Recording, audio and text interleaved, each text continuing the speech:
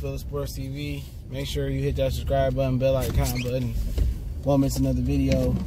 Appreciate the love, support. Share the video. Real quick video, man. I'll link this article in the description. Apparently, oh no, I'm gonna keep it clean. Sergey Kovalev had got a case where allegedly he did some things to an Instagram model up at Big Bear at her cabin or house or whatever. And you know, it's an ongoing investigation, but allegedly Kovalev was out there in Broward County. Shout out to the Fort Lauderdale bros. Out there leaving Hollywood International Airport out there, was that like South Florida, I believe it is. And he was on the plane and allegedly alleged that he touched her and he tried to grab her hand and I guess, tried to grab her hand and kiss her allegedly. And then he messed around and threw some money at her. They kicked Kovalev off the plane. She said she didn't feel safe. They didn't, say the lady name or say the lady ethnic background. And he got into it with some other people on the plane. And then a couple passengers on the plane started yelling at Kovalev. And then, they made Kovalev get off the plane. And then the Po-Po 5-0 came there. Calmed the situation down. Kovalev was rebooked on another flight. Now you notice this happened like in June. I think the article from the Athletic said, right? You notice we ain't heard nothing like that until it's almost August, a month later. You know what I'm saying? He had a similar thing with Kell Brook. He allegedly got thrown off a plane because he was drunk, and they said he was depressed after losing to Errol Spence a couple years ago, and he was going through depression. Now, had this been Errol Spence, Terrence Crawford, Sean Porter, Keith Thurman, or somebody like that, had that been a fighter of color, it would have been breaking news, TMZ, breaking news, ESPN, breaking news, everywhere. You know what I'm saying? There have been 1,000 writers of the old media making videos about it, but you know what?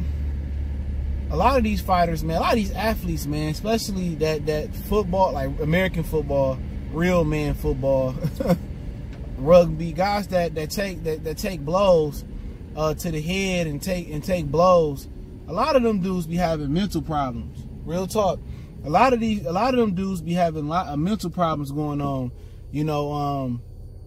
CTE and stuff, and you take a lot of blows over the term of a boxing lifestyle. You know what I'm saying? You take blows from the amateurs, on top of maybe if you fight in the street or if you played another, combat or contact sport, excuse me.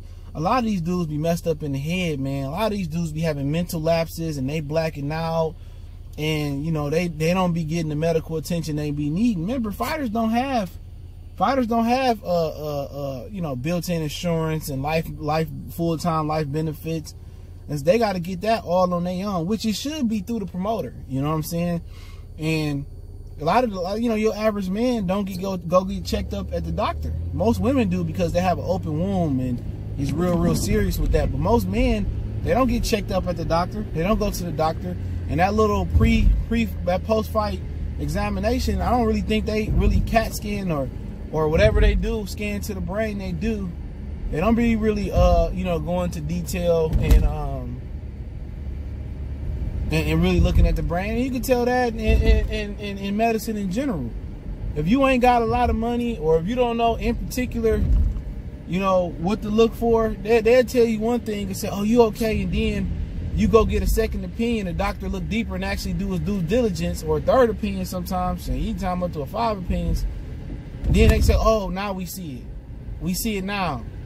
Oh, glad we caught it. Oh, it might be too late because another doctor half-ass did it, or just didn't care about you.